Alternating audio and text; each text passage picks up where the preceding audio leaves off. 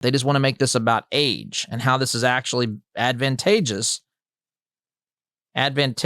for President is Biden. The president's age. A lot of this, in my view, was driven by kind of right-wing efforts to make him seem old and senile, and that was never my experience. He's the age he is. But it still is an issue to combat, right? It pops in polls. It is something that comes up in focus groups. You, Rob, were a part of, I know not alone, but kind of flipping the Dark Brandon meme to make it more of a winner, probably to the anger of the people who were screaming, let's go Brandon at events. I don't think it. How do you combat this kind of ongoing attack on his age and these attacks and suggestions that he's not up for the job? So the American people know Joe Biden's age.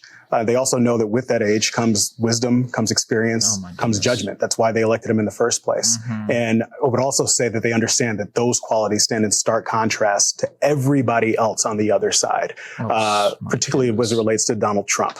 Yeah. I mean, I think there's like three different things that I think about when we're tackling this. One is like the Dark Brandon stuff works because yes, it's funny. And yes, it's sort of memey, but also it is based in that truth. The aviators with things shooting out of them. I don't know if you're responsible for that, but that was my favorite. But the best part about it is that we're not actually responsible for it. It's a bunch of people who support the president who are doing it themselves.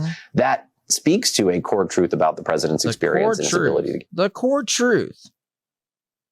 Jen Psaki, the campaign manager, said the American people know Joe Biden's age. Yeah, okay. I don't know that that's true. People know that he's older than most presidents, would be the oldest president ever. They also know that with that age, he says, comes wisdom, comes experience.